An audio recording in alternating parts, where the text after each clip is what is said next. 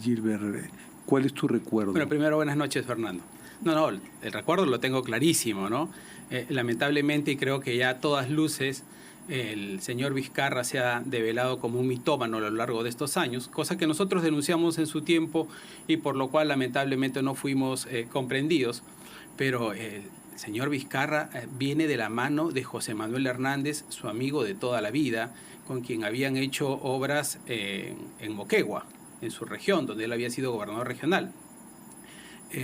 Y entonces, y es José Manuel Hernández quien nos presenta a Pedro Pablo Kuczynski. José Manuel Hernández ya estaba dentro de la campaña. José Manuel Hernández venía ayudando a PPK desde el año 2011, porque en la campaña de 2011 él apoyó en la región La Libertad, en Tumbes, Piura y Lambayeque, sobre todo en Lambayeque. Entonces, José Manuel Hernández era un amigo de PPK, venía siendo un amigo de todos nosotros, era parte del equipo político en realidad. Y cuando en determinado momento nosotros hicimos una encuesta para revelar un poco quiénes podían ser los líderes regionales que podían acompañar a PPK, salen algunos nombres, ¿no?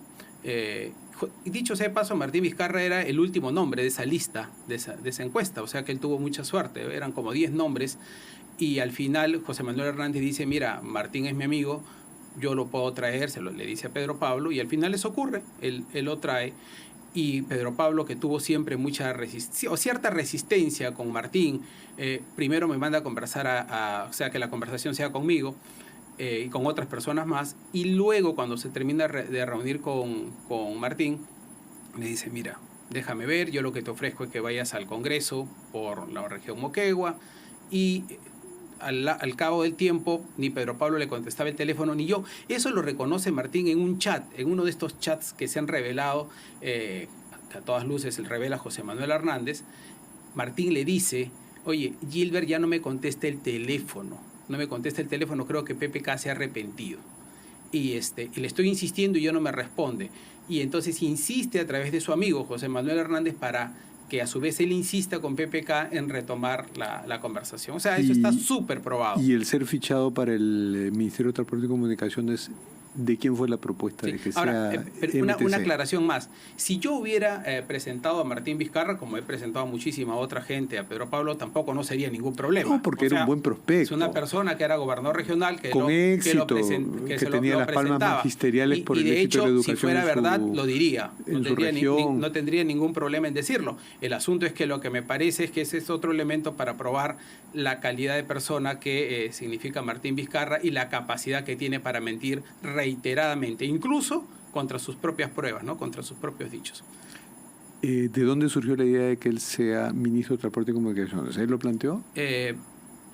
Pedro Pablo había tenido una propuesta en campaña de crear el Ministerio de la Infraestructura, ¿no? Que no era una mala idea, que era un plan para que progresivamente lograse integrar algunos ministerios, el Ministerio de Transportes, con vivienda, el Ministerio de Vivienda, que era Vivienda y Construcción y Saneamiento, Transportes y Comunicaciones, y algo del área de infraestructura de agricultura, ¿no? Que tiene un área importante de infraestructura agrícola.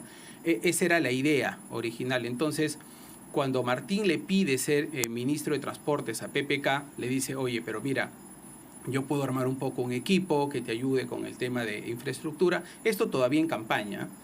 Y efectivamente Pedro Pablo compra la idea de hacer un poco este Ministerio de la Infraestructura, que no se logra hacer al final por todas las cosas que ya se conocen. Y eso le permitió a Martín posicionarse como una suerte del hombre de la infraestructura, ¿no? Al interior del gabinete. Y como que era constructor, pues. Y por eso pone a Edmer Trujillo, ¿no? Que había sido el gerente de su gobierno regional. Que había sido el gerente de su gobierno regional y que no había tenido nada que ver en la campaña con PPK, excepto de repente participó ustedes no lo conocían, en alguna reunión. No Vizcarra era un hombre. Vizcarra lo presenta, no era una persona que venía como parte del equipo de PPK original ni nada por el estilo. Aprovecho para preguntarte, ¿y qué fue del partido Peronos por el Cambio reconvertido en Contigo? Bueno, nunca tuvimos la oportunidad de explicar esto porque lo que ocurrió fue una suerte de injusticia. Nosotros intentamos presentar lista a la presidencia en el último proceso electoral, la del 2021. ¿Con qué candidato? Con Pedro Angulo. Primero Máximo San Román, que declina Pedro la Angulo, candidatura. que después fue primer ministro de Dina Boluarte. Sí, Máximo San Román, que era en realidad el candidato, y Máximo llevaba como su vicepresidente a Pedro Angulo. Máximo renuncia en los últimos días y Pedro queda cuando ya no se podía hacer nuevas elecciones internas. Y resulta que el Jurado Nacional de Elecciones, pese a que nosotros habíamos comenzado 24 horas antes el proceso de inscripción de la lista, nos inscribió pasado 1 minuto. O sea, a las 00 horas con 1 minuto de vencido el plazo. Y entonces dijo, bueno, ustedes han sobrepasado el plazo y nos anuló la inscripción.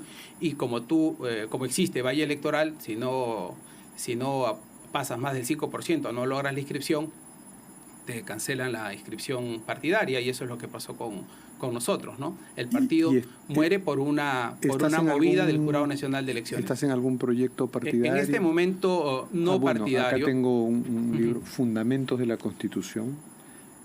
Gracias. Bueno, este es un libro que he elaborado con el mayor gusto, que he elaborado con el objeto un poco de recapitular el espíritu de las 12 constituciones que ha tenido el Perú a lo largo de su vida republicana, y una que yo creo que normalmente es ignorada, que es la Constitución de Cádiz de 1812, antes de que existiera la República, que es muy importante porque es cuando se asienta el espíritu republicano, o más bien liberal, del Perú, en un momento en el que todavía, digamos, no existía República. Vamos a la historia más reciente.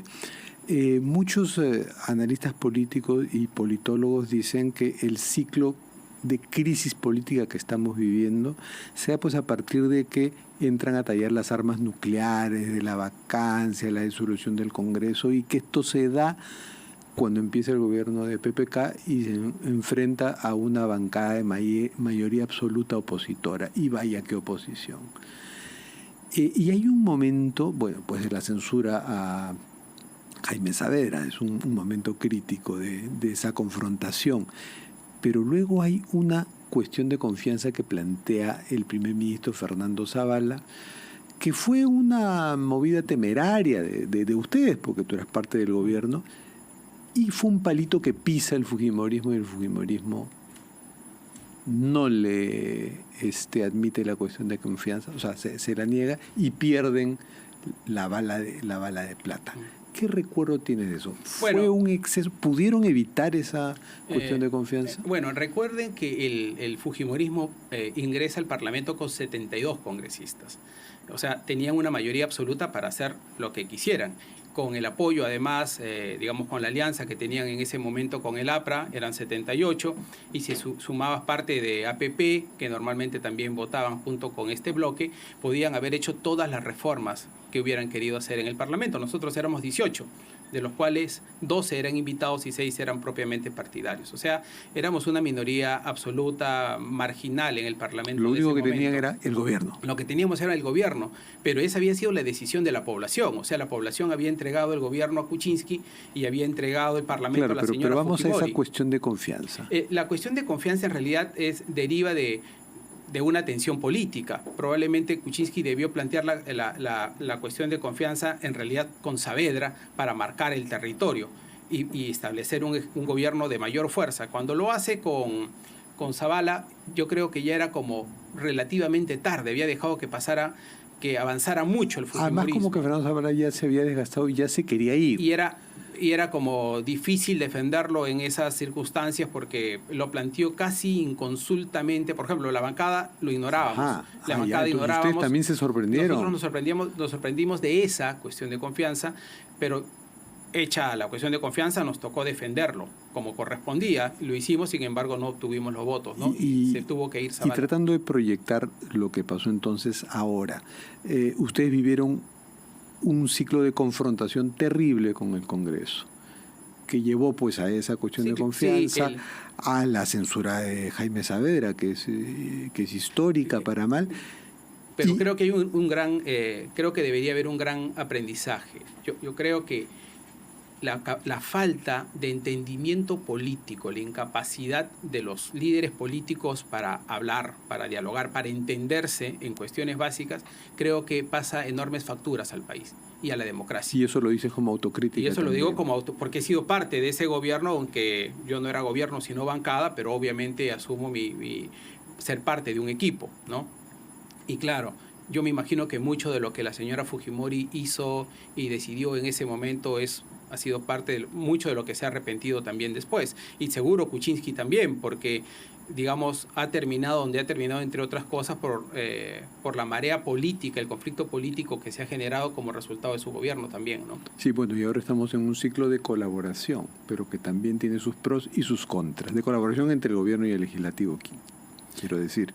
Sí, yo creo que a este gobierno le falta un poco más o al Parlamento, perdón, le falta un poco más de dientes, no está haciendo una adecuada labor de fiscalización. Y miren, el aprendizaje de lo que significó Vizcarra.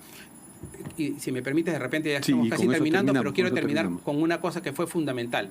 Durante el periodo de la pandemia, el señor Vizcarra se gastó 156.000 millones de soles del erario nacional. Eso fue lo que costó los gastos de la pandemia a cheque en blanco. Pero durante el periodo en el que el señor Vizcarra cierra el Congreso y hasta que se dan las elecciones, no hubo un solo acto de fiscalización, porque Vizcarra nunca permitió que la Comisión Permanente fiscalizara sus decisiones de gobierno. Y ahí está. Hoy se conocen todas estas denuncias que ocurrieron en ese periodo sin que el Parlamento pudiera fiscalizar, sin que la Contraloría pudiera hacer su trabajo y sin que la Fiscalía funcionara de manera autónoma, porque claramente funcionaba como compás en nuestra vida ante la pandemia. Así es. Mira, bueno, pues todo eso tiene sus costos, ¿no? Muchas gracias, Silvia Violeta. Gracias.